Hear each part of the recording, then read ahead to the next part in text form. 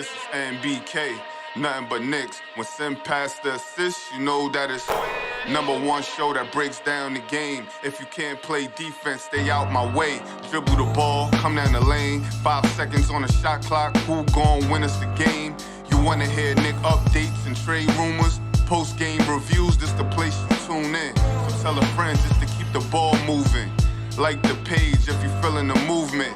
Every game we coming to win. Give us a sub like a player that came off the bench. This is NBK, nothing but Knicks.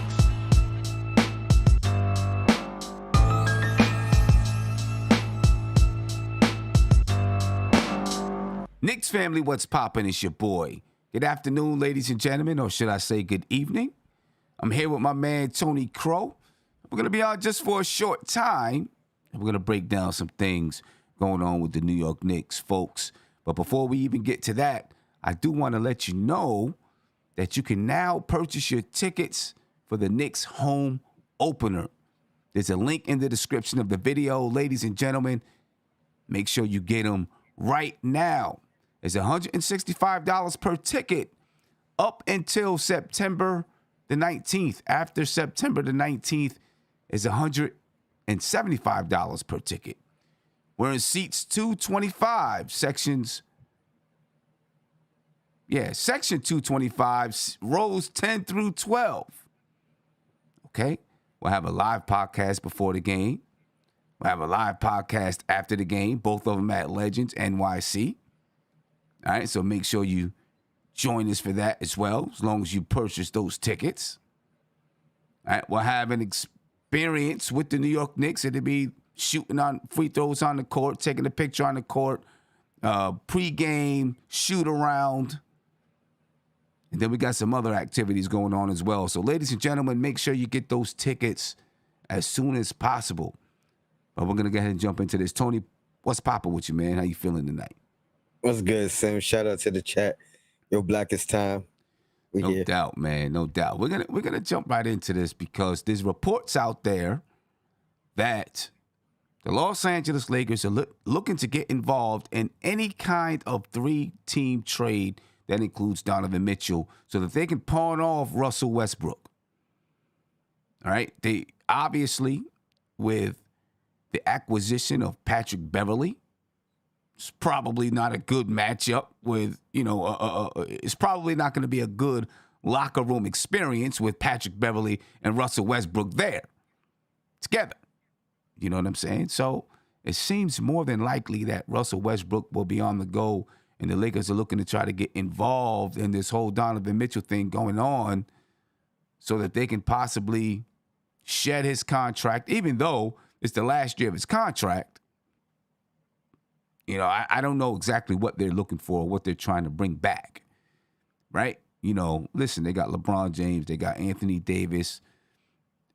They're trying to win still. There's no way that they're trying to stay a mid-level team. They're definitely not trying to tank. So they're trying to put together some players that can help them to be able to compete in the Western Conference. So they want to use Russell Westbrook to do so in that $47 million contract. And, of course, they'd be sending out some draft picks, right? It's rumors out there that the Utah Jazz are interested in their 27 and 29 draft pick. And I guess they would be taking on Russell Westbrook's contract. But I believe the Lakers want some players to go back that can produce. So I don't know how all of that would work out. I don't know. What do you think, Tony? Well, the two things that the Lakers need is defense and shooting. I don't know if they're going to get defense in the deal. So the only option I think that they could really come up with is shooting, and they can get that from our side or the Jazz side. Right. So it's going to be interesting who ends up going where. You know, I've been trying to wrap my brain around it, trying to figure out what could possibly happen. And it's not an easy deal. It's not an easy deal. It's not. You know what I mean? For all sides to be happy and satisfied. I think the easiest team to satisfy will probably be the Jazz because I think their focus is on draft picks, and they could obviously get two from the Lakers potentially, and they could get up to whatever we could give up 8 potentially. Right. Four unprotected and 4 protected. How do you think that So impacts the Knicks though? Because if the Utah Jazz believe that they can receive 2 picks back from the Lakers, now a team that's trading for Donovan Mitchell may not need to give up, or they may not be asking for as much, right? They may be a little bit more relaxed with those draft picks. Okay? So how do you think that impacts the trade? Does it mean that, now some other teams can say, wait a minute, now if we include the Los Angeles Lakers, now we're able to compete and put out a package that might be a little bit more enticing to the Utah Jazz?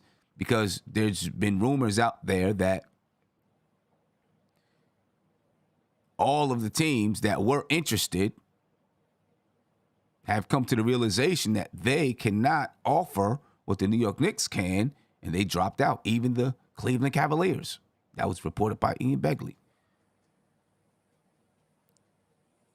Does the entrance of the Los Angeles Lakers, or maybe the Utah Jazz is floating this out there to make the Knicks feel like, oh, wow, if the Lakers get involved, now other teams can be more competitive. But does it make other teams more competitive in this trade if the Lakers get involved? You just brought up an interesting point. I don't know I guess the proposed package that I heard for Cleveland was a Okoro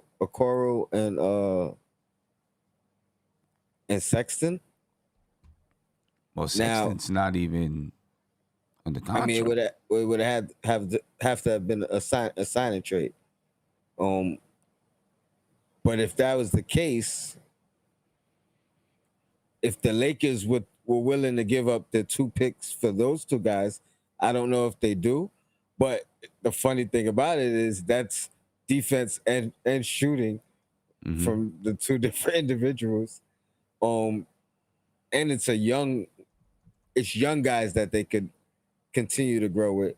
I don't know if they would do it, but if they would give up the 2 picks for them, that would open the door for Cleveland, because now they could give up those 2 plus whatever picks they were originally going to give up anyway.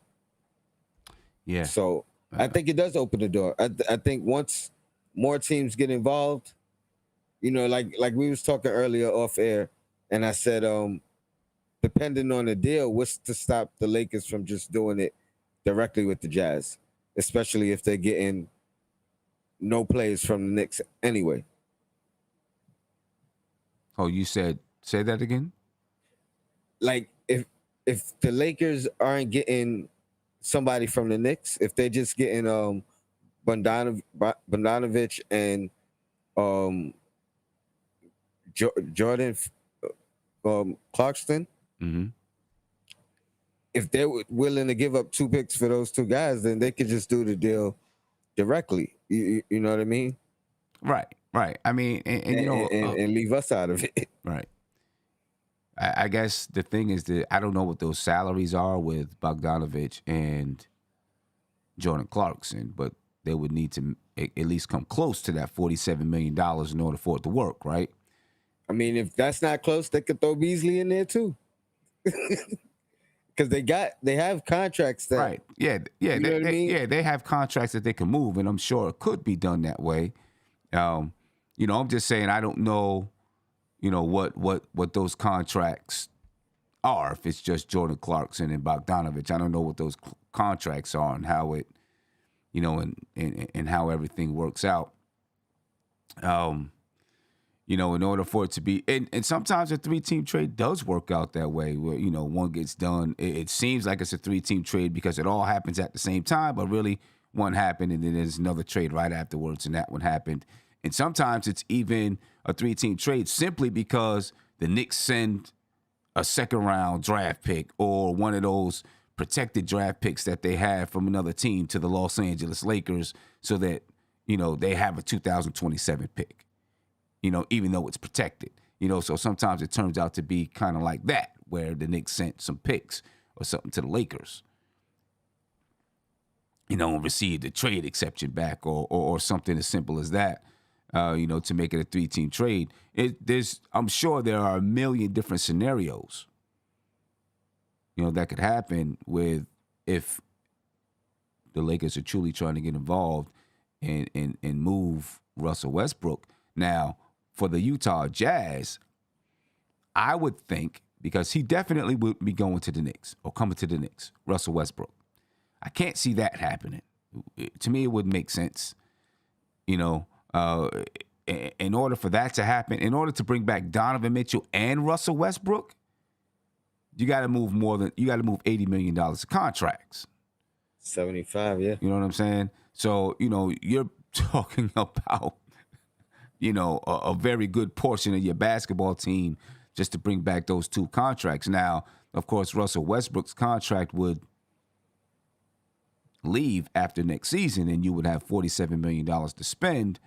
But I don't know, I wouldn't, I don't know. That would be a tough one because of the amount of contracts, the amount of money that you'd have to send out, unless you're sending out Julius Randle and Evan Fournier, right? But reports are out there that the Lakers not really interested in bringing back Julius Randle. Doesn't seem as though the Utah Jazz would want to bring back Julius Randle because they want shorter contracts, so that they can keep their money free. For the Knicks, though, that's the only way that you could see it possibly happening is if it was Julius Randle and Evan Fournier, because then you're talking about between the two, $46 million or something like that, or not 46, 44 million, somewhere around there, and then you still got to make up another $30-something million, right? So it seems now you gotta throw Rose in there. Got to throw Rose in there. You know what I'm saying? So he would probably go to Utah, and Utah would try to throw in some contracts that help them. I guess, I don't know if they would be worried about, they might try to use it to free up some money. It would be more about the draft picks, though, right? You would think. So I guess the trick would be finding the right players to go back to Los Angeles that's going to help them shooting, defensive wise, whatever it is that they're looking for, and then making sure the money works all the way around. Because that means the Knicks have to send out some money as well. About $47 million or maybe a little bit less, depending on, which way and who the monies are going to. And that's where it gets tricky still. Yeah, I mean, it gets tricky that way. I mean, obviously, Evan Fournier would have to go somewhere, because that's $18 million of it right there. Right? That leaves 29 that you got to find a way to make that work. And we have the wiggle room, and the Jazz have the wiggle room. The Lakers do not. You know what I mean? So we have that window where we don't have to match the salary exact. The Lakers do. The Lakers do. The Lakers got to match it. Well, of course, the Lakers would be sending out Russell Westbrook. So somehow, somewhere, the Utah Jazz and the New York Knicks would have to find a way to make that money in the window. Yeah, be in that window, whatever that window is, to make that money work. That's complicated stuff. It's complicated stuff. And then when you factor in there's the possibility of trade exceptions and all kinds of things like that, it can get even a little bit more convoluted. You know what I'm saying? So I don't know which way it's gonna go. And it could get ugly, because let's say Westbrook says, I don't want to buy out. I want all my money. Now the Jazz have the decision: do they go to John Wall route and pay him and send him home, or or what? Because not saying he's gonna get them to the playoffs, but he ain't gonna try to lose games. You know what I mean? Now you got a motivated Russell Westbrook that could potentially Right. win you some games that you don't want to win. Right. So, they have a decision to make, and I would think, there's been speculation saying, you know, if he gets traded, they think he's going to be out the league, and I don't think so he'd be I mean, out. I Yeah. don't believe it, I know what you're but saying, but here's the thing: as a player, are you going to turn down the? You're going to wait until your agent finds you a deal before you decide to take a buyout. You know what I mean? You're not going to just take a buyout and then go try to find a team. right. I think you're going to have, you know what I mean? So that's what I mean. If there's no suitors immediately, it's especially willing to make up whatever money that you're going to lose in the buyout, because that's usually what players do. They'll say, all right, I'll leave $7 million on the table and then go sign a $7 million deal. So, Right. Same you know what I way. mean? Right. So it could get ugly for them. I don't know if they would want to know, will he take the buyout up front? You know what I mean? So it gets real tricky. It gets real tricky. It does. I mean, if it were, obviously, I'm not Danny Ainge, but if it were me, I'd be happy with saying, okay, I'll give you the $47 million. You're just not going to be here. You just go home for the year. You know what I'm saying? I'd be happy with doing that because it's just 1 year. And so now you put the ball in Russell Westbrook's court, right, to say, do you want to play or not? If you want to play, take the buyout. If you don't want to play, sit out for the season. You know what I mean? Put the ball right in Russell Westbrook's court. Still gets ugly though, because again, I'm not taking the buyout until I know who wants me. Right. I mean, the thing is, it gets ugly with you. It could get ugly with Utah. But at that point, they don't care. It don't matter because they're not trying to be in the playoffs. They're not doing all of that. You know what I'm saying? So it doesn't really matter if it gets ugly or not. It's more like, okay, cool. And he's not with the team. He's at home or whatever it is. So inside the locker room, they're probably still good, with whatever it is that they're building. So, I think it would turn out to be that way. And I don't know, do you think that's what's holding up the trade? Or is it, obviously it's all negotiations from the Knicks standpoint, the Utah Jazz standpoint. And then if the Lakers are jumping in, there's more negotiations to be had. And I'm going to venture and say, if the Lakers are jumping in, this didn't just happen just now. These conversations have been going on already. And, they're maybe trying to work out all the small details. And then, of course, Danny Ainge is probably still trying to find another taker to compete with the Knicks. Right? Yeah. So that he can drive up that price. Sim, I said it when they first, about a month ago, when they first said, oh, if the Mitchell trade happens, expect the Lakers to be suitors to get Westbrook to New York. And I said it then. I'm like, the only thing that makes sense is a 3-team trade. That makes, it makes no sense to trade for Mitchell and then trade for Westbrook, even if it was moving Randall, which, I'm not the biggest fan of moving him anyway, but even if it was moving Randall, that made no sense to me. So I think it makes the most sense doing a 3-team trade, but it's just tricky. It's just finding something everybody agree with. I do believe, again, this makes it closer than previously. Like we keep saying, oh, I think it's close. I think it's close. I think they're really trying to figure this thing out. Like, I agree. I think they're trying to figure this thing out. We have an event we're going to on Wednesday. We were hoping and thinking, because we knew about this event. So we were thinking, maybe they're going to have it figured out by then. And then, of course, the Mets are having the whole Knicks night tomorrow night, right? Tomorrow night. Yes, sir. So we were thinking, well, maybe they're going to have it figured out by then. Doesn't seem like it's going to happen. Unless we even if we got some kind of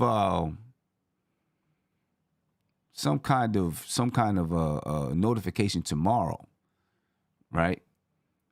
There wouldn't be an announcement for still a little while because you got to clear the doctors and all that kind of stuff. You know what I mean? So there wouldn't be an announcement when it came to that.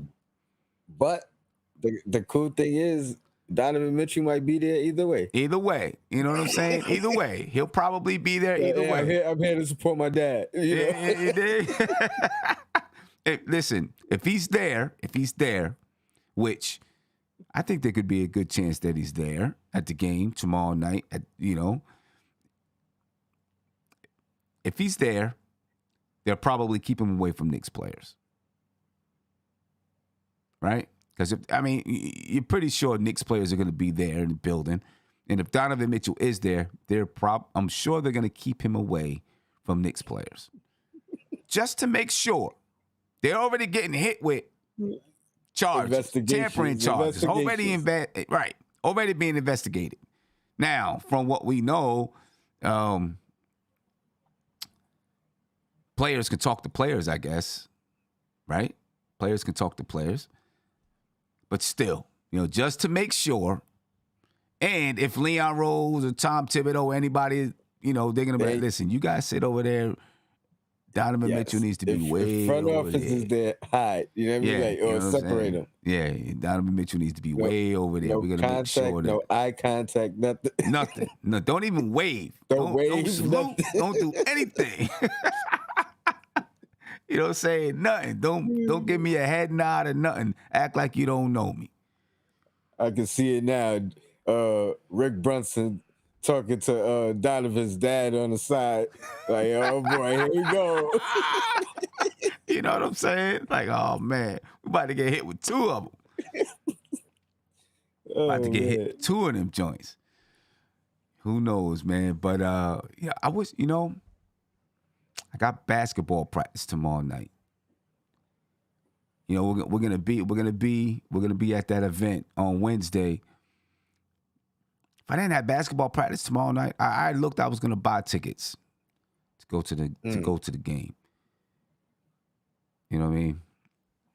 But doesn't look like that's gonna happen. It's been a while too since I've been to Shea Stadium. Me too. Well, Citi Field now. Yes, that's been the last time that I've been there was Shea Stadium. As was I. Now Citi Field.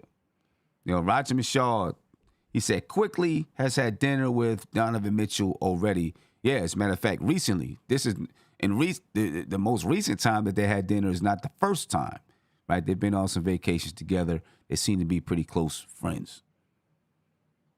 You know what I mean? Shout out to Trav B. Ryan. Thank you for the super chat. He said, I heard on the Monty show it would be Russ to Utah and then a buyout.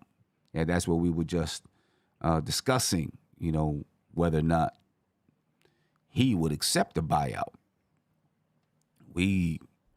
That's going to be an interesting one, man. Listen, we got another month. We have an entire month to deal with this because it seems as though the Utah Jazz want to speed it up a little bit and get it done by training camp, right? They don't want Donovan Mitchell to come into training camp. And I don't think it's anything negative or any kind of drama in that sense. It's just we want to start the season with our team and not have this whole thing drag on. It's already been dragging on the entire summer. We don't want it to drag into the season. I wouldn't want it to drag into the season either. So, but for fans, we have some people,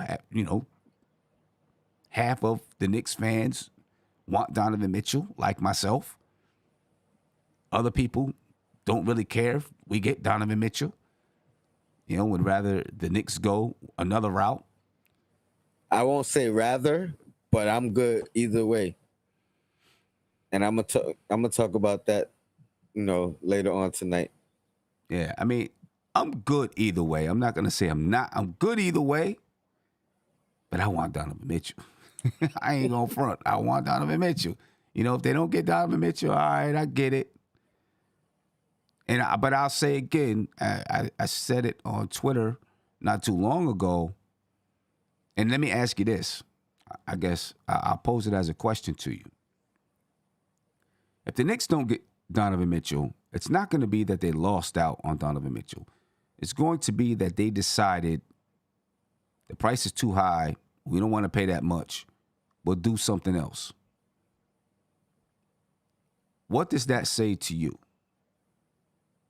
To me? Yeah. What does that what does that mean? Right? Because they have the upper hand. They can call Utah right now and say, okay, you know what, we're gonna give you this. Let's get this done.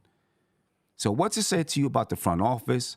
About what kind of vision they may see about players that could become available in the future?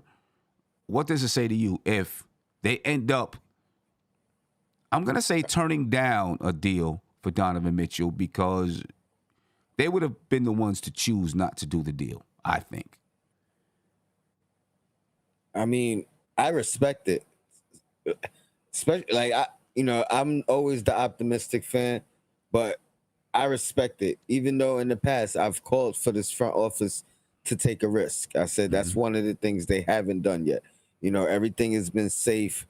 Everything has been kind of strategic.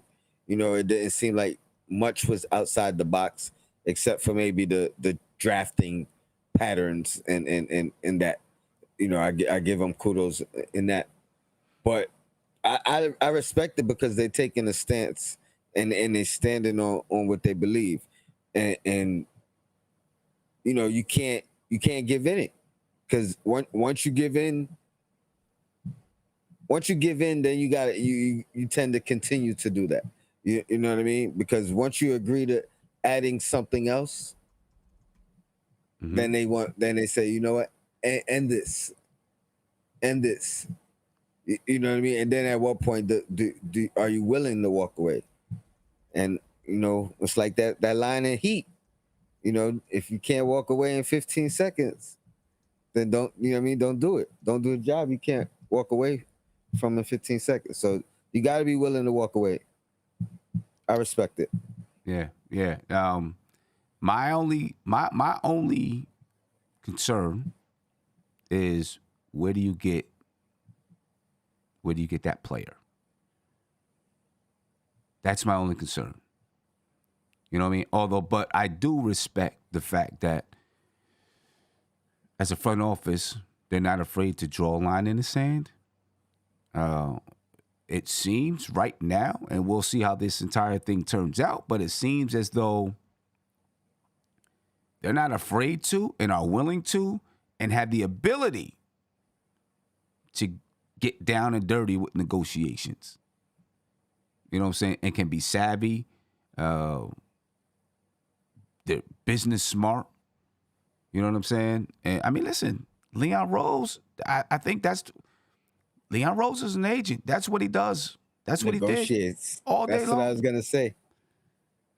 It's not that far removed, or it's not that much of a difference in his previous negotiations and what he does now. And if anything, he might have a little bit of an advantage. Mm-hmm. You know what I mean? Depending on who he's surrounded with the knowledge to fill him in on the knowledge of what he didn't know. But the aspect and some of the things, the different angles that he could think of things from, right? A lot of these GMs are not going to be thinking it from those angles, right? And you got to respect it. And not to mention that also,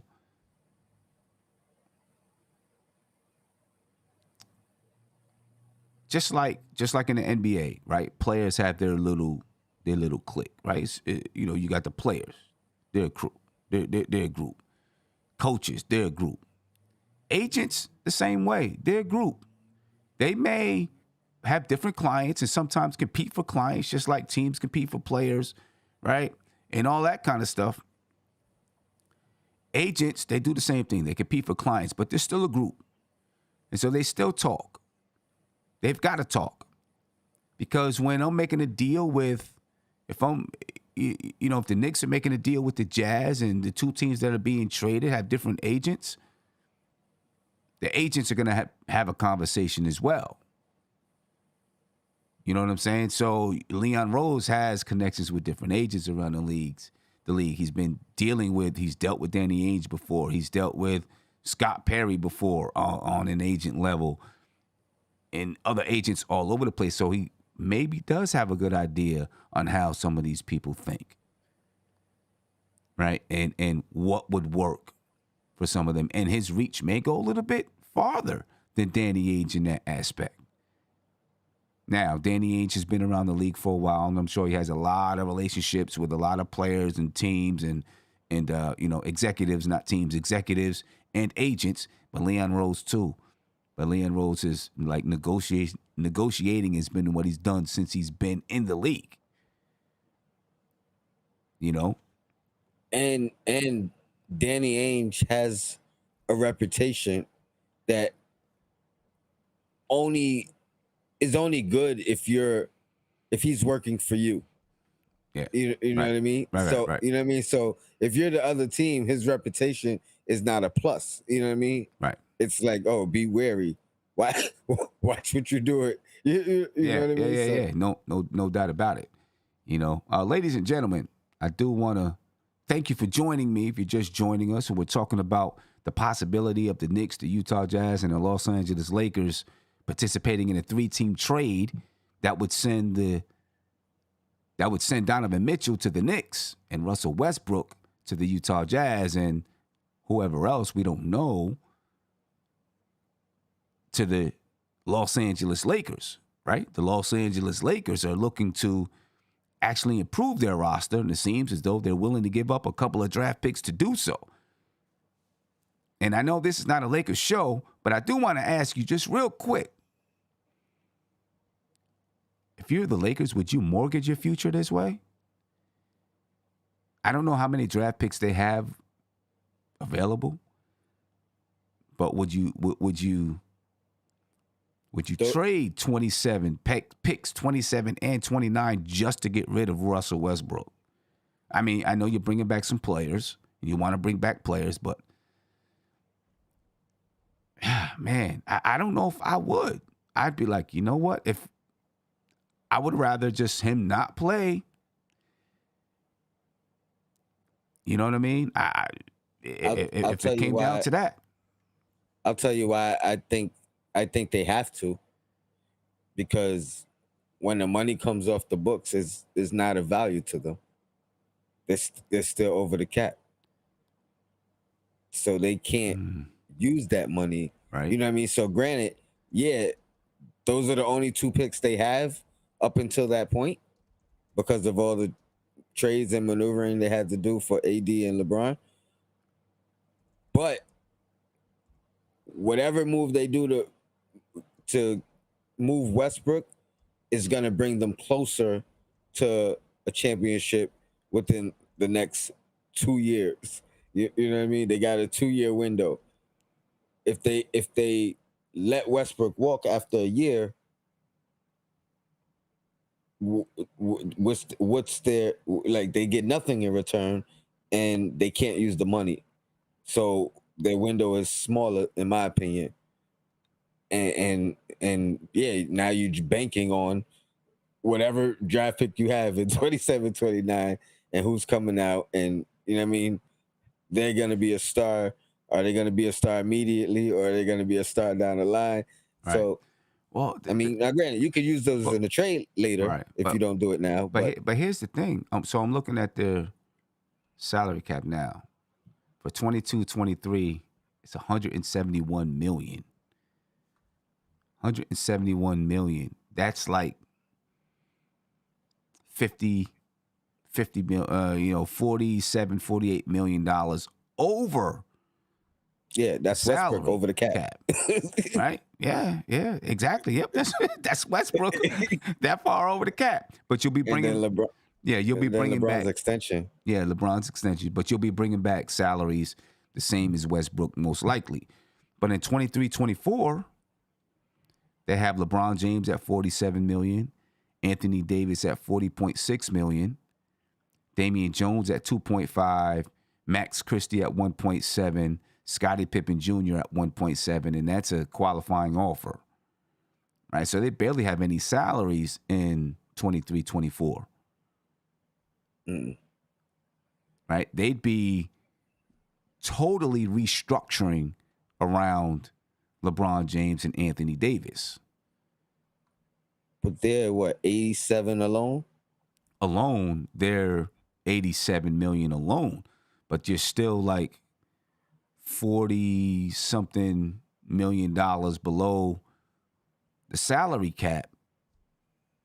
Right? Now, if you use Russell Westbrook to bring in players, there's a possibility that those players go to 23, 24, 24, 25. So you better make sure that those players are guys that you think are going to work with LeBron James and Anthony Davis going on for the next couple of years. You know what I'm saying? Because if you use that entire $47 million on 2 or 3 players, when you get to 23, 24, you're still right there at the luxury cap with just 4 or 5 players. You know what I'm saying? I don't know. That's. I don't know if I'd do it. I think I would just say, you know what, I'm gonna let that thing expire. Then in 23, 24, we'll try to rebuild around Anthony Davis and LeBron James. You know what I'm saying? And after 24, 25, if I'm the Lakers, if I haven't won, I'm through with this project. You know what I'm saying? I'm through with this project. I don't know. Yeah, that's a. I mean, listen, it don't matter to me. It's the Los Angeles Lakers. You know what I'm saying? I think that franchise. I think they got to go for it now. They got to go for it now every year. Like that's their. I don't want to say motto, but even you take away the ring they got in the bubble or whatever. They've been just as bad, if not worse, record-wise than the Knicks over the past 10 years or so, 11 years or so. Yeah. But what Lakers fans always had to rely on is, we win championships. We won in the last 10 years, or or the 10 years prior. Like we have history of winning, and that's all they care about. Right. And it's hard to win that argument when you argue and they have more recent rings than you. Yeah, nah, without a doubt. Teddy Wayman, thank you for the super chat. He said, as a Jazz fan, I really wish the Jazz would just keep Spider and build around him. We've never had a player as dynamic as Donovan Mitchell. It is, kind of, I guess maybe that's Danny Ainge's MO, that I want to rebuild the team in my likeness. Well, not my likeness, but rebuild the team with players that I want, with players that I've drafted. If I'm going to die on the hill, I'm going to die on the hill with my guys, not somebody else's guys. You know what I'm saying? And maybe he just feels like Donovan Mitchell is going to leave after this contract anyway. You know what I'm saying? And he's like, instead of, let me just build a team that I think is, with some young players is going to be here. Right. Start sooner. There's an article by Rick Pitino, not by Rick Pitino, in the New York Post, was talking to Rick Pitino when he said Donovan Mitchell was a huge Knicks fan. And like, that's his ultimate dream, to play for the New York Knicks. And Rick Pitino said he really hopes that Donovan Mitchell gets to the Knicks. You know what I'm saying? And maybe Danny Ainge knows this and is like, at some point, he's going to New York, knows Leon Rose, knows those guys, and says, you know what? When he is a free agent, even though it's years away, they're probably angled to get it over with now, and I'll start over. That's the only thing that I can think, Teddy, as to the reasons why. I want to throw a comment up there. Yeah. It says, Sim Tony, what if the Knicks send the Lakers the protected picks in the deal? Could make sense. And I think that is a great point. It's some kind of security blanket. Now, granted, they may not convey, they may convey, but they may be enticed more to give up those unprotected picks and get the protected picks in return and kind of hope, if they're lucky, they'll pan out and they won't miss out 100% on the draft. So you're saying they send the Lakers the protected picks, still send the Jazz some unprotected picks, right? So that the Lakers, right, that's what makes it a 3-team trade, so that the Lakers still have some kind of picks in those years, or something like that. Yes, kind of help ease the pain for the Lakers a little bit. Yeah, definitely. Yeah, definitely, because if I'm the Lakers, I'm like, damn, we're gonna be stuck without these picks. LeBron James and Anthony Davis. LeBron's getting older. Anthony Davis is getting older. We're going to be in a bad spot. Now, if they end up winning another championship, I guess it would be worth it. And we got 11 second-round picks as well. We had 11 first and 11 second in the next, 7 years or whatever it was? Yeah. So we got 11 seconds. So, we may double up on some second-round picks, give you 2 second-round picks. Couple second-round picks, right. Brooklyn Butch, thank you for the super chat. He said the Lakers want Cam and Rose and Bogdanovich. Only reason why the Knicks are in it. The Lakers want at least one young player to give up 2 first-round picks. I would want a young player too. Right? And let me see. He said he added in there Cam. So Cam is the young guy. I'd want a young player. If I'm giving up 2 first-round picks, I need to get at least a young player back. So it'd be Cam, Rose, and then Fournier going to the Jazz. Then Fournier going to the Jazz or something like that. That's 18, 12. Let me see. Let's see how 30, much Bogdanovich is. And I know on Knicks and Bruises in a little bit, ladies and gentlemen, we're going to take a little bit of a deeper dive into what salaries might look like in a potential trade between the 3 teams. So make sure you join us there when we finish here. All right, so we can talk about that a little bit more. Bogdanovich makes $19.5 million. All right, Rose is at $15 million this year, right? Maybe it's a little bit more. It could be a little bit more than that. I'm going to tell you right now what Rose is. Derrick Rose for the Knicks is at 15.5. So you add that to Bogdanovich,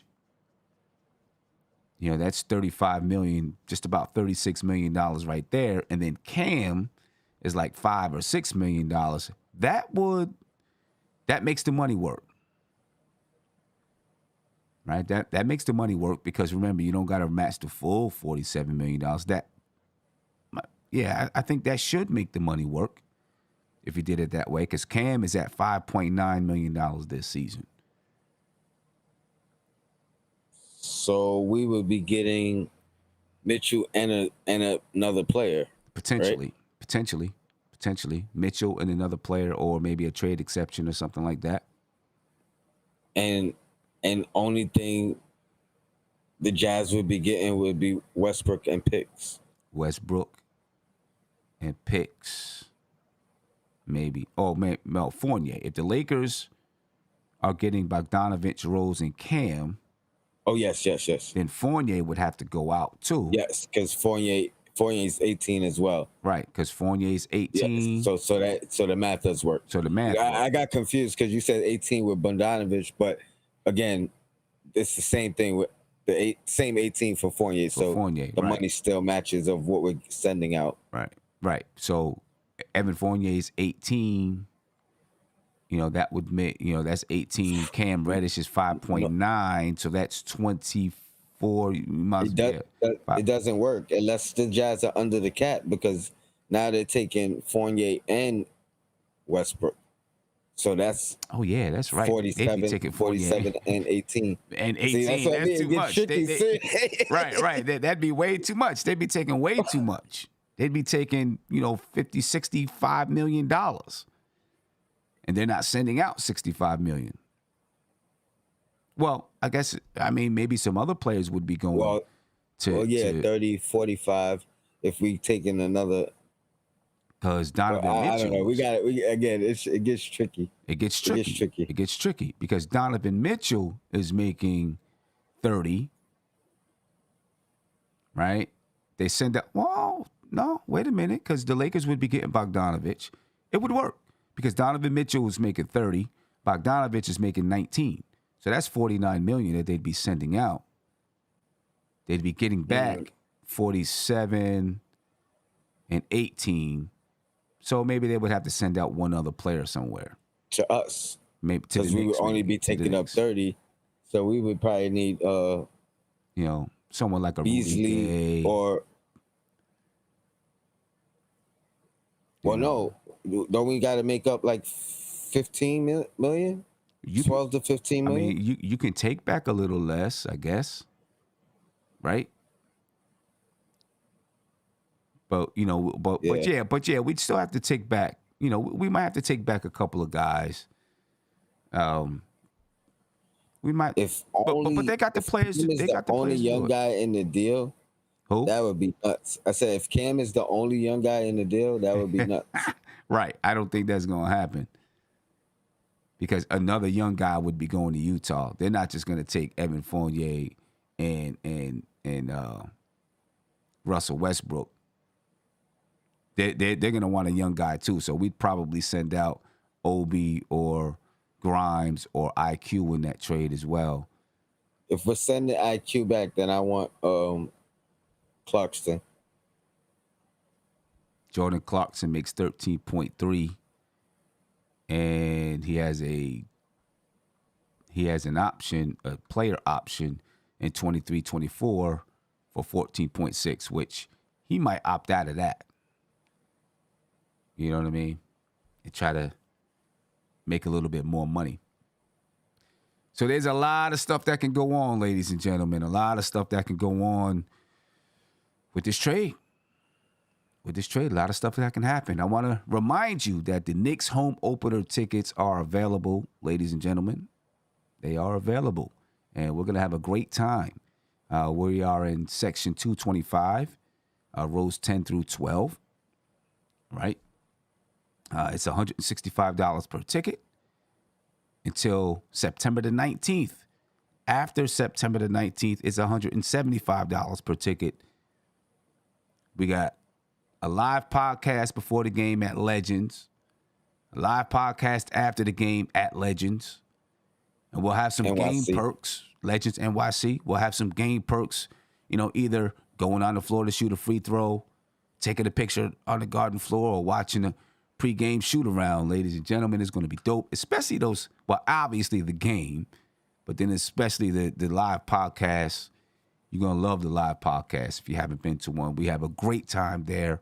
And it's a Friday night. So at Legends, they're just going to let us rock. After we finish the post game, they're just going to let us rock and chill. And so, you get to just chill with a group of Knicks fans for a few hours and have a good time, Evergreen is going to have his Knicks flag. We're going to have an MBK flag out there. We're going to storm the streets. So make sure you join us. There's a link in the description of the video. There's also a link pinned to your YouTube chat. All right. And I'm flying it through the chat once again. All right. So make sure you join us, ladies and gentlemen. Get your tickets now because, at that $165 price, it's not, that's a good price, especially if the Knicks get Donovan Mitchell. You try to go to Ticketmaster. It's gonna be tough. It's gonna be tough.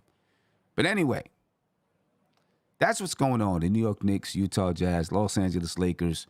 Look, the Lakers are trying to get in on the deal no matter who Donovan Mitchell is traded to. But right now, as it stands, the New York Knicks are the only team standing in this trade, right? The Cleveland Cavaliers dropped out. Everybody else realized that they cannot offer more than the New York Knicks, so they've said forget about it. So Danny Ainge is dealing with the New York Knicks. He's dealing with Leon Rose.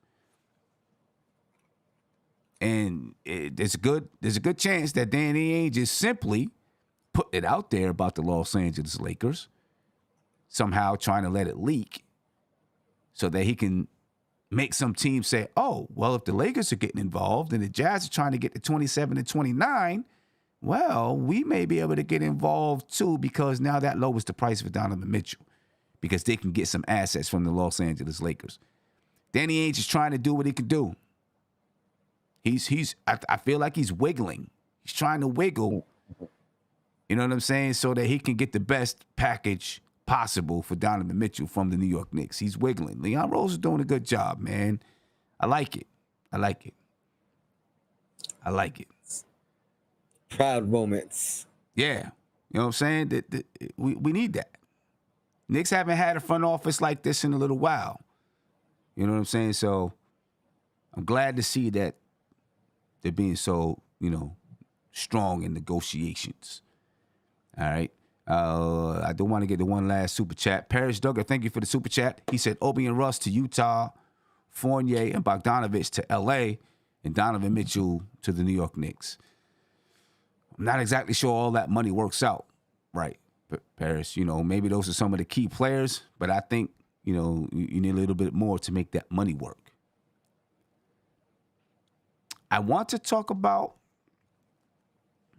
and maybe we'll get back to talking about this in a second, all right? But there was an article that came out in the New York Post about Julius Randle.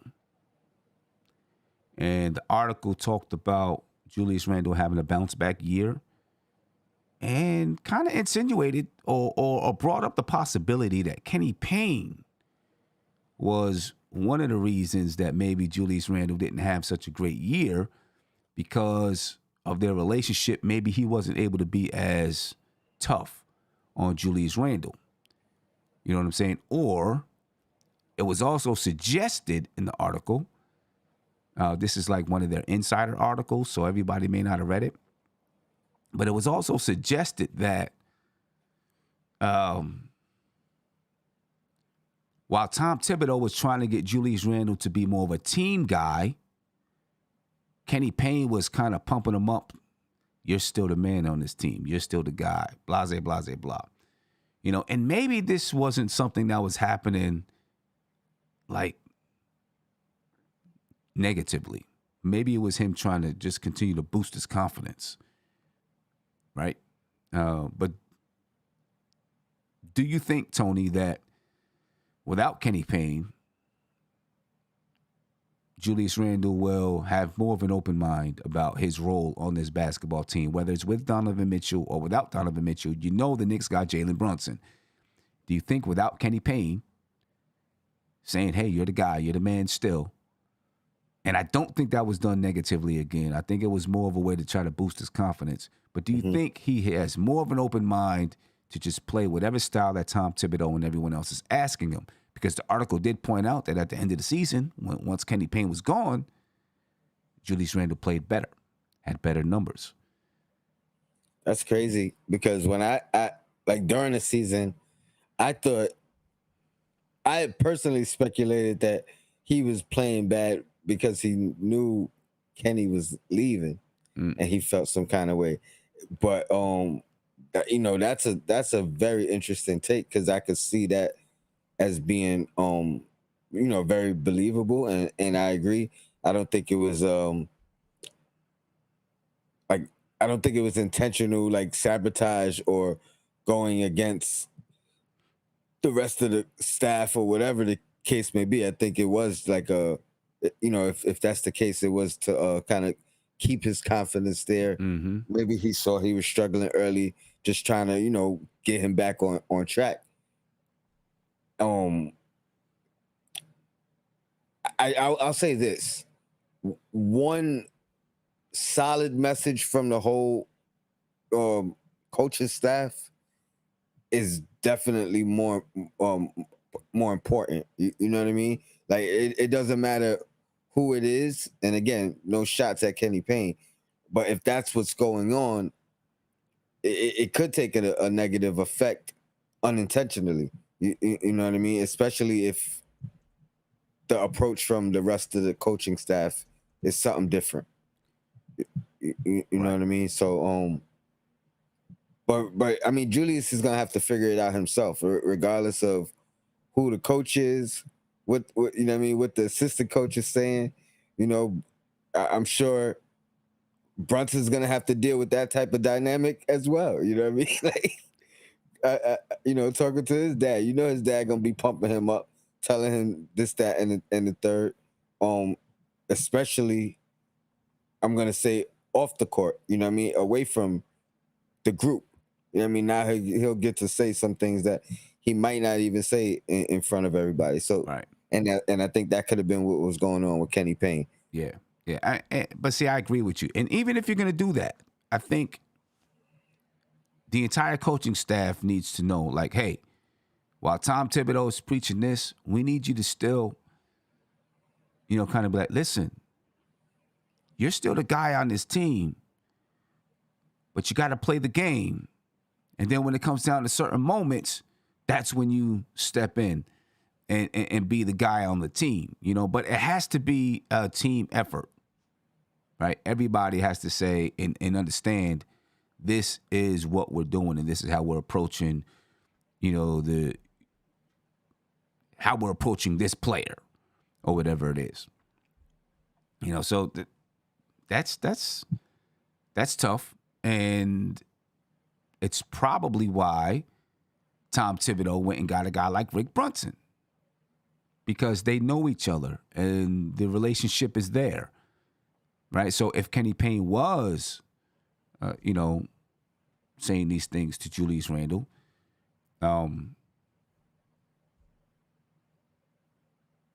it probably went against what Tom Thibodeau wanted to, the voice that he wanted everyone to hear, or the message that he wanted everyone to hear. And he knows that Brunson, Rick Brunson, that is, will spread the same exact message. That's important.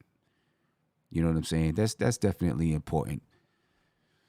Either way, Kenny Payne is gone, and Julius Randle is still on the New York Knicks. And like you said, he's got to figure it out.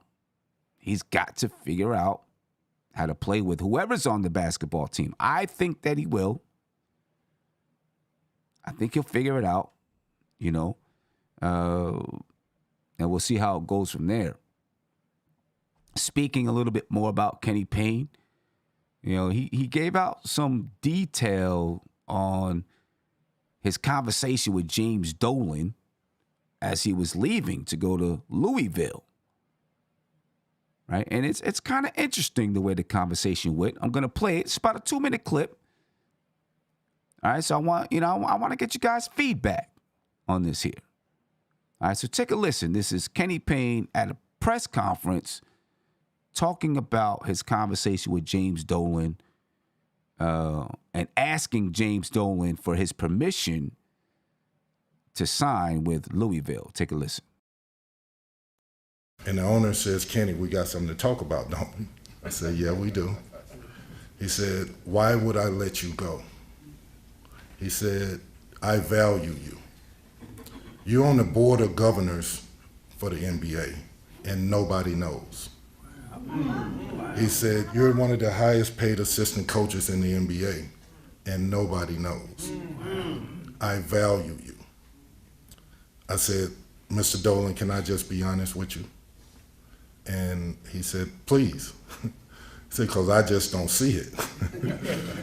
I said, I need your blessing and I need your blessedness. He said, blessing and blessedness? I said, yeah. I said, one, I need you to bless me to go to Louisville. And here's why. Have you ever heard the name Breonna Taylor? And he said, yes, I heard. I said, well, there's a black community that's suffering, that's neglected. That's first. Yes, sir.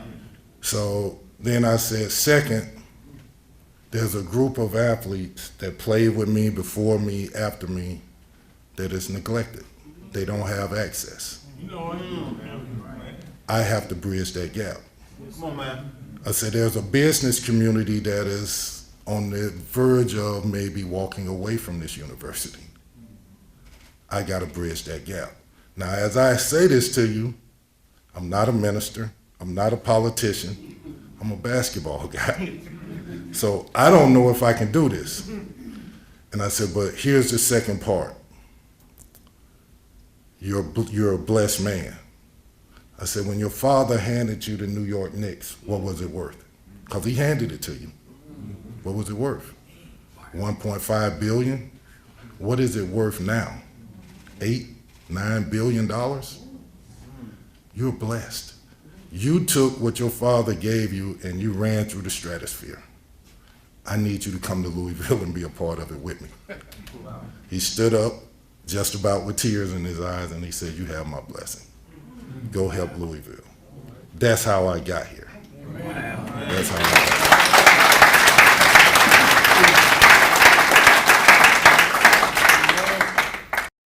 Tony, what's your thoughts on what you just heard with Kenny Payne and his conversation with James Dolan? I mean, I'll tell you, most importantly, I mean, let him walk. I hope he honors the second half of that too. That's what I'm saying. You know what I mean?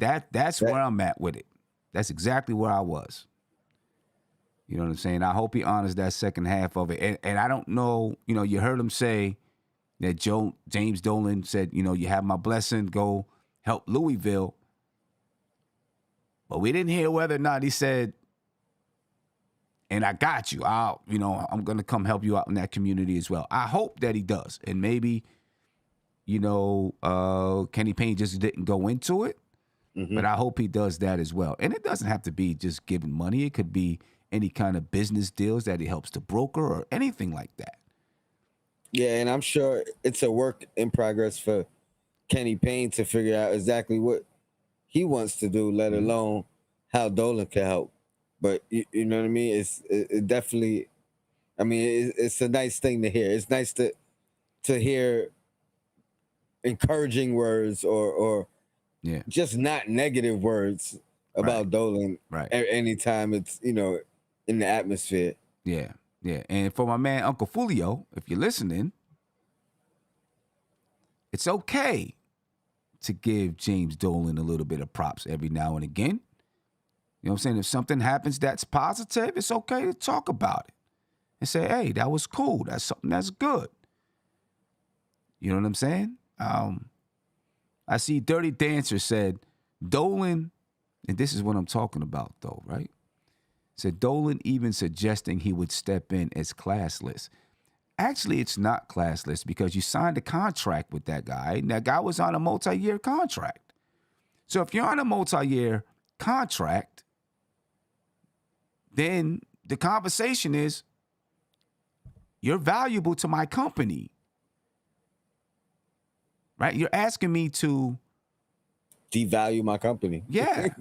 You know what I'm saying? You're asking me to allow you to break this contract in which we signed for you to go to another team. Why should I do that? I don't think there's anything wrong with that. My opinion. I don't think there's anything wrong with that at all. You know what I mean? At all. That's business. And that's what should be done. You know what I'm saying? And the fact that he actually did put his business interest aside for a bigger cause, or at least what Kenny Payne felt was a bigger cause, because maybe Dolan, obviously Dolan did feel it was a bigger cause.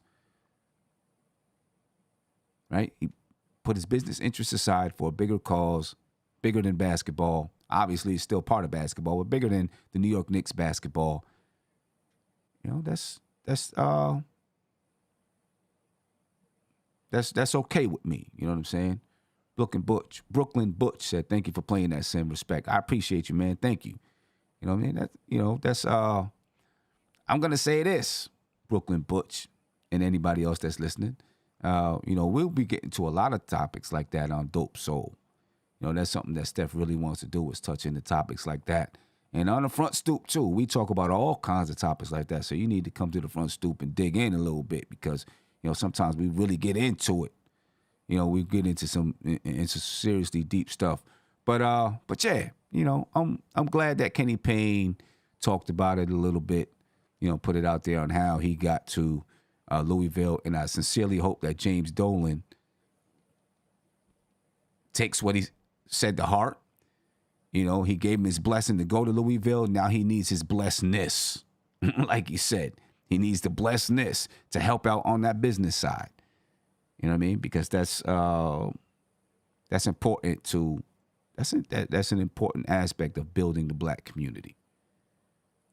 You know what I mean? I tell you what though, it's out there, it's in the air now. So Dolan got it. It's in the air. It's in the air. There you go. There you go. It's in the air. You know what I'm saying? It's in the air now. So yeah. But you know what? To his credit, James Dolan has done a lot of good things.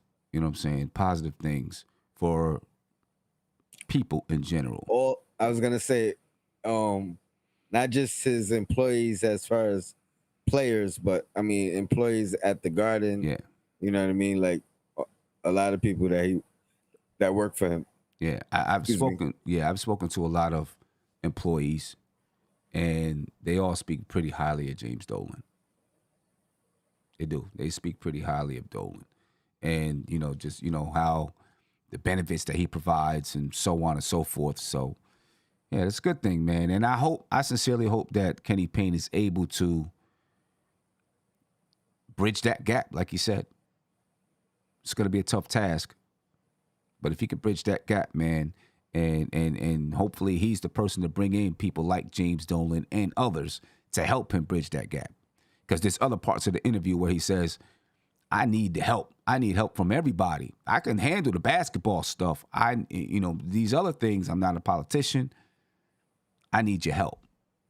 But that's the first part right there. You ask for help where and when you need it. You know what I'm saying? So that's big, man. And I appreciate the clip. But ladies and gentlemen, I want to thank you for your time here tonight. All right. I appreciate you. Listen, me and Tony's going to be together Wednesday. You know what I mean? And, we'll be at an event, a Knicks event. We'll probably try to jump on and go. I doubt they're not going to let us go live from the event, but, we'll find some time to, go live somewhere and just talk a little bit. Maybe Legends will let us do a little something up there. Maybe we'll do something from Legends. You know what I'm saying? That'd be pretty dope. Talk over a burger and fries. Yeah, you know what I mean? They might let us set up and do something quick. Not with all the lights and all that kind of stuff, but they might let us set up and do something quick. But, Tony and I, we'll be together. We'll do something before or after the event, for a couple of minutes, let you know what we were doing at the event, who was there, et cetera, et cetera. Maybe we'll be able to snap a couple of pics there. It's going to be dope. It's going to be a good time, man. So you'll see us later on this week. Wednesday. I mean, I might jump on and do something a little bit tomorrow afternoon or something like that. But, you'll definitely see us a little bit from that event on Wednesday night. You know what I mean? Anything you want to say before we rock out? I know we're going over the Knicks and Bruises to do a little bit more breaking down of this whole 3-team trade thing. So make sure you join us over there, folks. That was it, man. I just wanted to tell everybody, jump on over Knicks and Bruises. I'm getting there. I think it's like 9:16. Yes, sir. 84 more. Yes, so sir. if you haven't subscribed, hit the like. No doubt. And your blackest time. Listen, it's still 731 viewers here. So I'm going to ask you all to do this.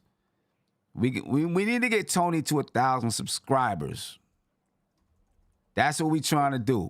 All right? So before you leave out, I'm going to ask you to do 2 things. All right? First, I'm going to put Tony's link in the chat. Go over there and subscribe, okay? Subscribe, see if we can run it up. Run them numbers up. No doubt. Run them numbers up. Let's get it to 1,000. You know what I'm saying? Let's get it to 1,000. And then after that, come on back over. Save this link for those tickets and go get you those home opener tickets. All right? But go on over to Knicks and Bruises, ladies and gentlemen. Listen, we're going to be... And I got a giveaway when I hit 1,000. No doubt. So, you know what I'm saying? So, we're getting ready to head over there now so we can talk some more basketball and Donovan Mitchell trade. So go ahead over there. Check out Tony Crow's Knicks and Bruises. Subscribe to the channel. Let's get this man up to 1,000 subscribers, and then come on back and get your home opener tickets. All right, because they're gonna go, ladies and gentlemen. They're gonna go. All right, and I'm putting that home opener link in the chat right now. Remember, $165 until 9/19.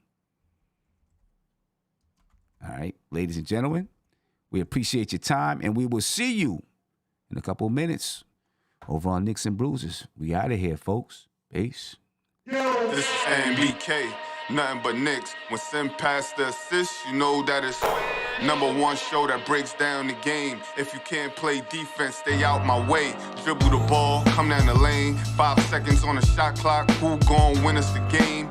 You wanna hear Nick updates and trade rumors? Post-game reviews, this the place you tune in. So tell a friend just to keep the ball moving. Like the page if you feeling the movement. Every game we coming to win. Give us a sub like a player that came off the bench. This is NBK, nothing but Knicks.